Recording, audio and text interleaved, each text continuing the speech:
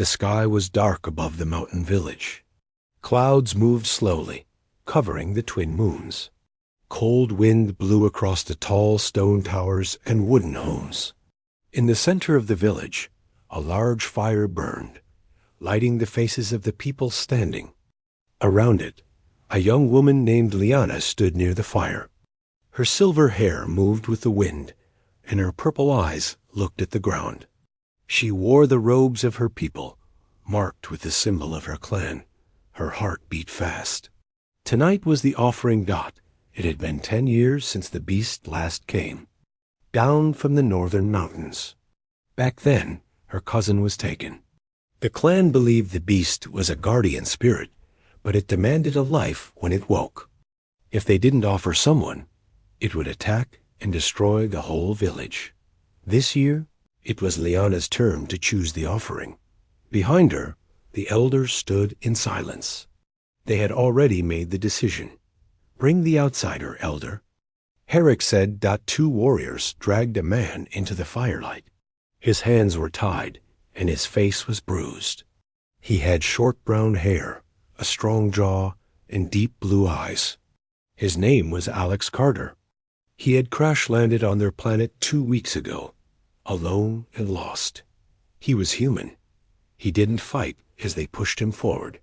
He looked around slowly, confused and tired. His voice was dry when he spoke. Where are you taking me? Number. One answered him. Liana stepped closer, looking at him with guilt in her eyes. She had spoken to him once, when he first arrived. He had helped her lift a broken machine from the wreckage. He was kind, but her people feared what would happen if... The beast was not given a life. I'm sorry, she whispered. Alex looked at her. He saw the sorrow in her eyes. What's happening? She didn't answer. The drums started to beat. The warriors led him to the edge of the village, where a stone path led into the deep forest. The firelight behind them faded. Darkness covered them as they walked. After a long walk, they reached a large cave. The mouth of the cave was black and wide, like a monster's jaw. Strange markings covered the rocks. Bones lay scattered around the entrance. The warriors pushed Alex forward, then turned and left without a word. Alex stood alone at the mouth of the cave. He could feel something watching him. Inside the cave, something moved. Heavy breathing echoed from deep within. The ground shook a little. A low growl came from the darkness. Then the beast stepped out. It was massive, taller than any tree, with thick black fur and burning orange eyes. Its mouth was filled with sharp teeth. Its claws dug into the ground as it moved forward. It growled. Again, louder this time. Alex stood still. He felt fear, but also something else. A strange calm. The beast stopped in front of him. It lowered its head and sniffed the air. It stared into Alex's eyes. Alex didn't run. He raised his hand slowly and said, I don't want to hurt you. I don't even know what's going on. The beast growled again, louder, shaking the trees around them. It raised one claw high, ready to strike. Alex closed his eyes, but the strike never came. When he opened his eyes, the beast was still in front of him, but it was not attacking. It had lowered its head to the ground. It was bowing. Alex didn't understand. The beast let out a low, soft sound, almost like a hum. It stepped back and lay down, looking at him with curious eyes. It tilted its head, like it was waiting. Back in the village, the elders waited for the sound of death, but nothing came. Liana couldn't sleep. Something felt wrong. Or maybe something was right. She left her home and ran through the forest. Her feet were fast and light. When she reached the cave, she stopped and gasped. There was Alex, standing next to the great beast. And the beast was calm. Alex turned to her. What is this thing? Liana walked forward slowly. It's the guardian. We always thought it wanted blood, and it demanded a life. The beast looked at her and made a soft sound again. "It didn't kill you," she said. Shocked, Alex nodded. "No. It ... It bowed." They stood in silence for a moment. The air around them was quiet. "I don't think it wants to kill," Alex said. "Maybe it never did." Liana looked at the beast, then at Alex. "You did something no one has done before." "I didn't do anything," Alex said. "I just stood still." "No, you showed it something it never saw in us. Calm, peace." She stepped closer to him. The beast watched her, but stayed still. "Maybe," she whispered. "We were wrong all along." Far above them, the stars shined down on the forest. The twin moons moved out from behind the clouds. And for the first time in many years, the guardian did not roar. It bowed. The fire was still burning low in the center of the village when Liana returned. Her steps were slow, her mind full of questions. She had seen something that no one ever had the great beast bowing. It did not roar. It did not kill. It showed peace. The others in the village had not seen it. They had only heard silence. That silence scared them more than the beast's roar ever had. Alex walked beside her, looking around. His hands were no longer tied. He had scratches and dirt on his face, but he walked with calm steps. "What now?" he asked. "I don't know." Liana said, "My people won't believe it. They will think it's a trick." As they reached the main square, some villagers came forward. One of the young guards pointed at Alex. "He's alive?" "That's not possible." Elder Herrick stepped through the crowd. His face was filled with shock. "You escaped the beast?" Alex shook his head. "It didn't attack me." "What do you mean?" Herrick asked. Liana looked at the elder. The beast came out of the cave. It stood in front of him. But then it bowed. Gasps filled the square. Some stepped back. Others stared. "That cannot be," Herrick said. "It is a monster. It has taken many of our people. Why would it bow?"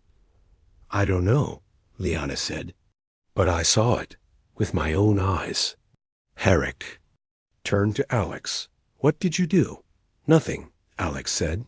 "I didn't fight. I didn't run. I just spoke to it." Herrick frowned.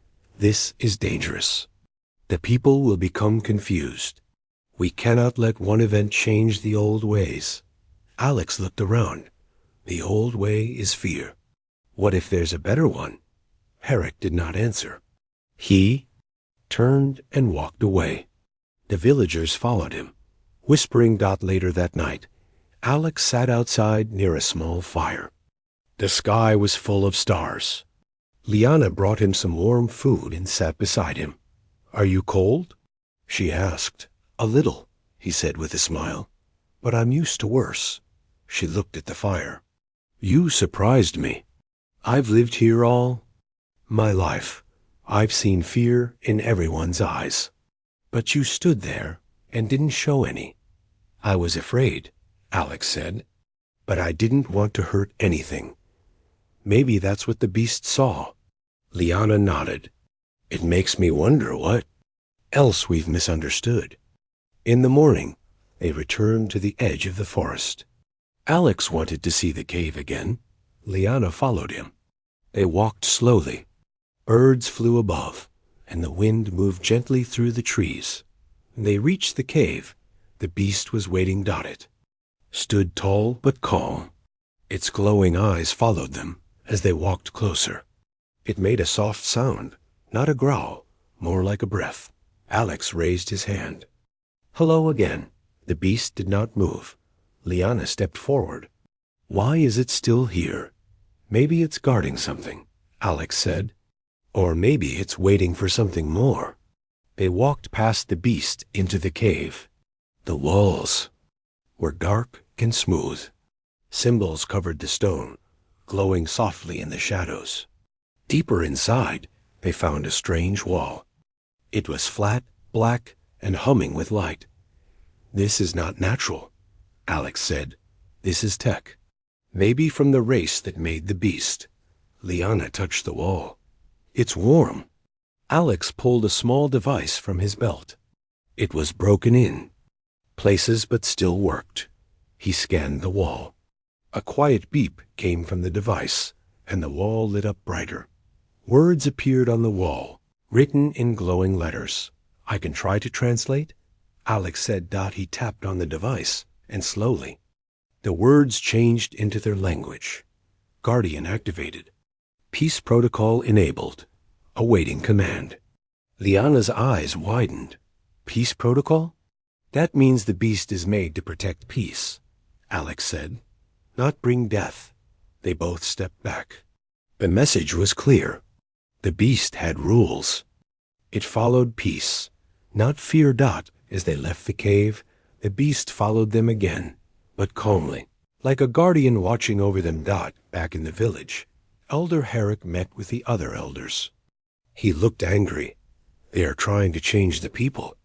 This outsider, this human, is filling their heads with dangerous thoughts. One elder asked, "But what if he is right?" Herrick stood. "If he is right, then we have been wrong for generations. Can we accept that?" The others said nothing. That night, some villagers came to speak with Liana. "You saw it?" One asked. "It really bowed?" "Yes," Liana said. "And it didn't want to hurt anyone." Another villager stepped forward. "And maybe it is not a curse. Maybe it is a protector." Word spread quickly. Some wanted to learn more. Others were scared. The village was no longer united in fear.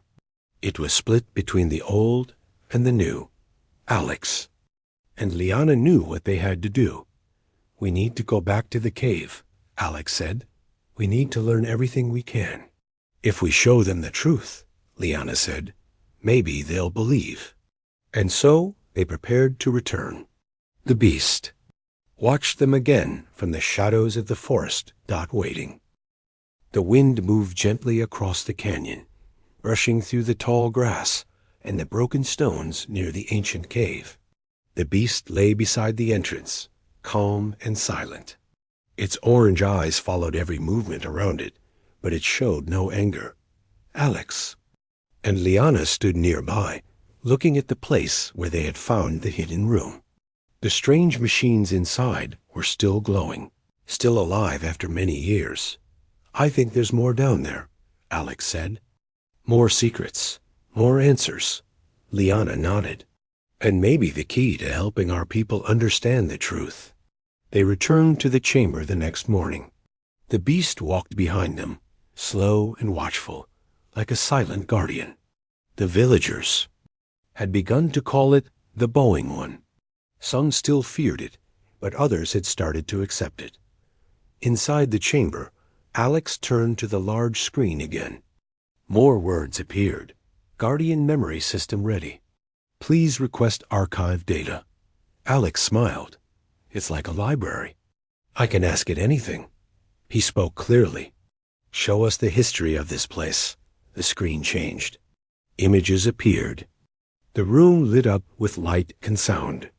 A voice spoke in a calm tone, translated by Alex's device. This world was once a station at peace. Our kind built the guardians to protect balance. Each guardian served only those who passed the trial, the test of calm, of patience, of wisdom. The images showed tall beings with glowing skin. They built great machines and lived in peace. But one day they vanished.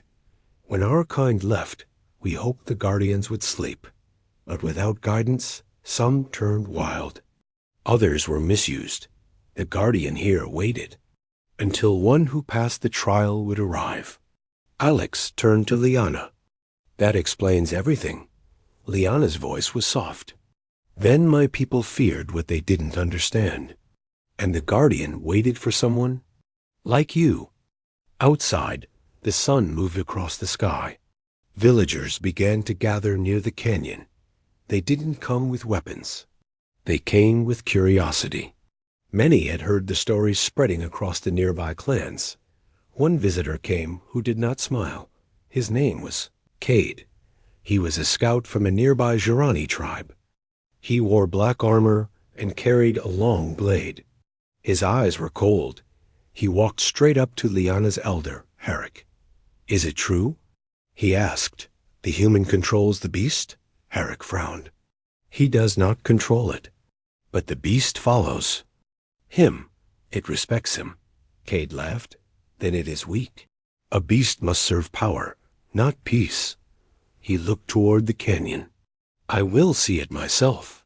Cade walked down the path, followed by two others. When they saw the beast, they stopped. The guardian did not move, but watched them carefully. Alex stood nearby and raised a hand. "Don't come too close." Cade ignored him. "So this is the great terror? This is what we feared? It looks like an old dog." The beast growled softly. Alex stepped between them. "It is not your enemy, unless you make it one." Cade pulled out his blade. "Then let me test it." Before he could take another step, the beast stood. It took one heavy step forward. Its eyes glowed brighter, but Alex spoke quickly. "Stop, it's not worth it." The beast stopped. Cade stared at Alex, surprised. "You command it?" he asked.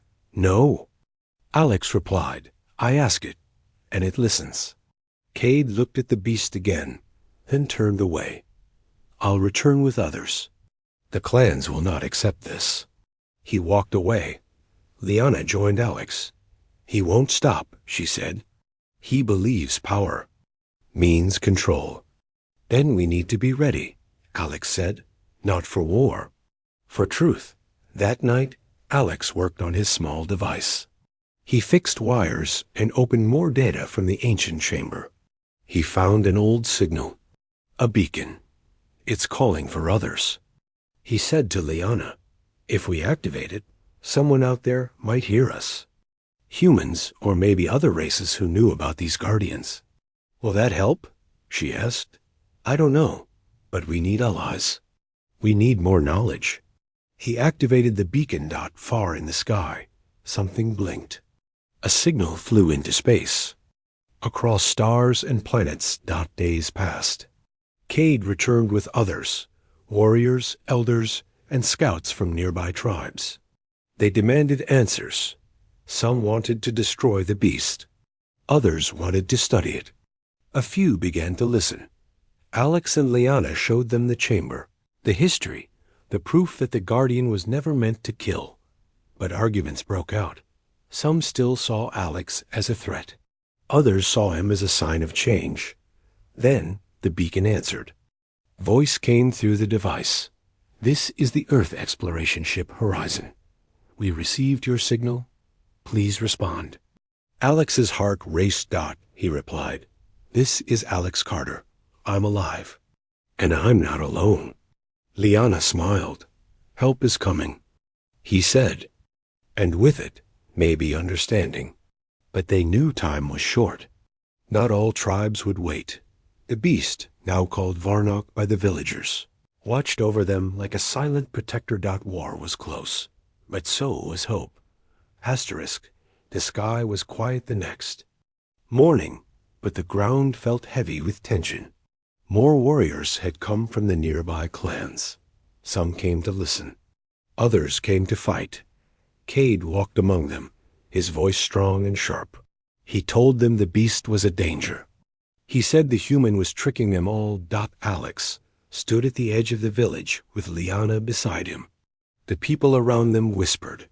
Some feared what would happen next. Others waited for the human to speak. Alex raised his voice.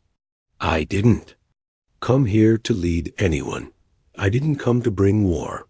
I came here by accident, but now I've seen the truth. The Guardian Varnock was never a monster. You made it that way. You gave it fear, so it gave fear back." Many listened. A few nodded. But Cade stepped forward. "You speak like a leader, human, but you are only one man. This creature may obey you now, but what if it changes? What if it turns on your friends? Should we wait for death again?"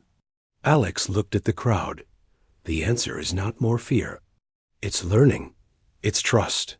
Cade pulled out his blade. Let the beast prove itself in a trial. If it passes, we follow your way. If not, we destroy it. Liana stepped forward. What kind of trial? Cade smiled. A test of loyalty. We lock the beast away. If it escapes, it dies. No. Alex said, you're asking it to be a prisoner just to prove it can be free. That's the only way, Cade said. Before the argument could continue, a sound came from the sky. A soft hum at first, then louder. Everyone looked up. A ship appeared through the clouds, small, silver, and smooth. It hovered above the village and lowered slowly to the ground. The Earthship Horizon had arrived. Alex smiled. They came. The ship opened, and two people stepped out. A man and a woman. They wore simple uniforms. Their names were Jason Lee and Maria Bennett. Jason stepped forward and waved. We received the signal. We came as fast as we could. Maria looked around. This place? It's incredible. The villagers backed away, unsure, but Liana stepped forward and greeted them. Welcome to Viralia. You are safe here. Jason turned to Alex. You've been busy. Alex nodded. There's a lot to explain. They met in the village hall. The Earth team listened as Alex and Liana told them everything. The Guardian, the chamber, the message from the old race. Jason and Maria were shocked, but also excited. You found a working Guardian? Maria asked. That's a huge discovery. Jason looked serious. But the locals don't all trust it, do they? No, Alex said. Some want to destroy it. Then we need to help show them the truth. Jason said that they all agreed. The next day, they brought a small learning device from the ship. It showed images, voices, and memories in clear detail. They played the message from the chamber. They showed the history of the Guardians. People watched with wide eyes. Some cried. Others stood in silence. Even some of Cade's men began to question their beliefs, but Cade himself refused to change. They made this thing to control. He said, You want us to kneel before it? No, Alex said calmly. I want us to walk beside it. Later. That night, Cade made his move. He led a small group into the canyon. They carried ropes, blades, and fire. They planned to trap the beast while it slept. But Varnock was not a sleep dot as they approached. The beast stood and growled. One of Cade's men threw a torch at it. The flame hit its fur, but the Guardian did not roar. It did not strike back. It stepped back slowly. Cade moved closer. See, it fears us now. Just then, Alex arrived, running down the path with Liana and Jason behind him. Stop, Alex shouted. You're making a mistake. Cade turned. This is our chance. We end it here. Alex walked between him and the beast. Then you'll have to go through me. Cade hesitated. For a moment, it looked like he might attack. But the beast let out a loud, deep sound. Not a growl, but something softer. A voice of sorrow. Everyone stopped. Then something amazing happened. The beast turned and walked into the canyon. Not running, not hiding. Just walking away, it left them behind. Alex looked at the others. It's not afraid. It's disappointed. The next morning, the village was quiet again. People talked in low voices. Some of Cade's men left, ashamed of what they had done. Liana sat beside Alex near the forest. Where did it go? I don't know, Alex said. But I think it'll come back. It just needs time. Jason walked over with news. The Horizon will stay here a few more days. We want to help build a connection, not just between Earth and Viralia, but between your people and peace. Alex looked at the sky. It started with fear, but maybe it can end with trust. And far in the canyon, hidden from view, Varnock watched the stars, waiting. The sun rose slowly over the hills of Aurelia. The trees swayed in the soft morning wind. Birds sang from high branches, but the village felt quiet. The guardian was gone, and with it, something had changed in the hearts of the people. Alex stood outside the old chamber with Liana.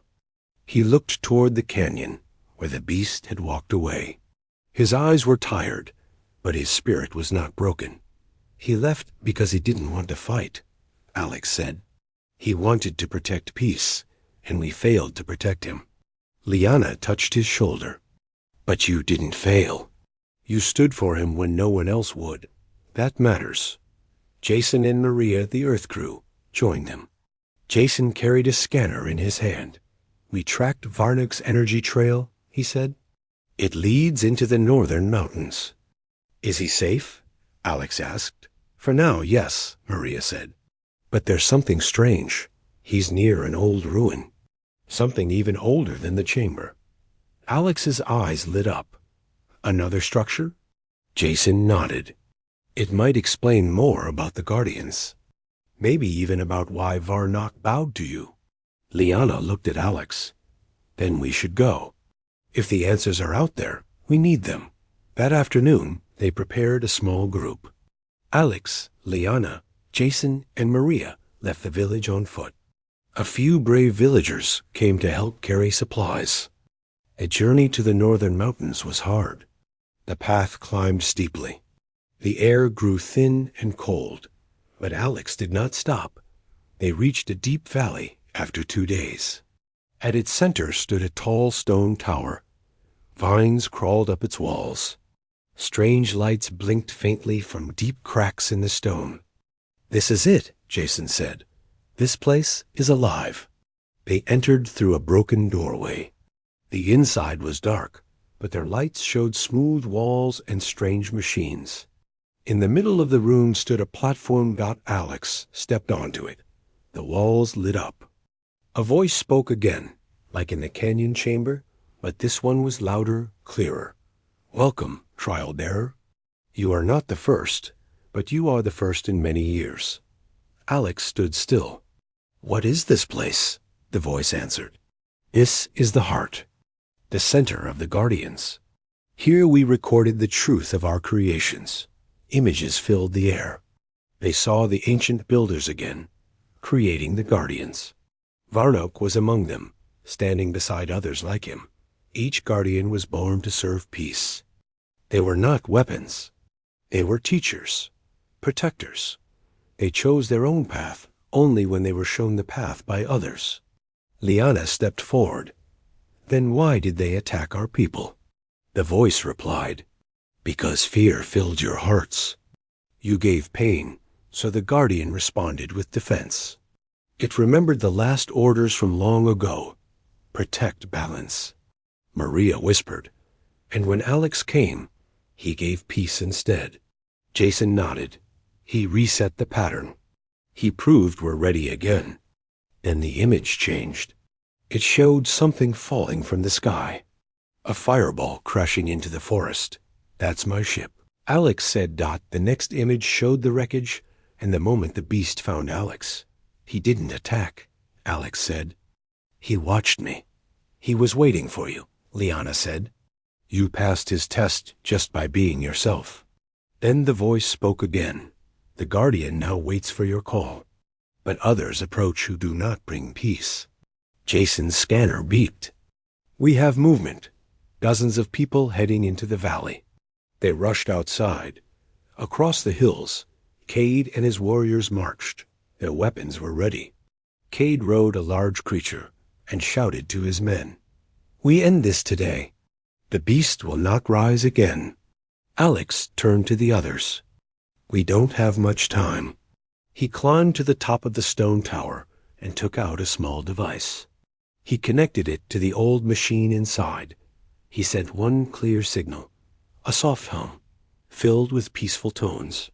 A message only one being could hear. Deep in the mountains, Varnock's ears twitched out. He stood, and he began to walk. The army of Cade reached the edge of the valley just as the wind. began to shift. The ground shook slightly, and then from the trees the beast appeared. But this time he did not roar. He walked slowly, carefully, and stood beside Alex at the tower. Gasps filled the valley.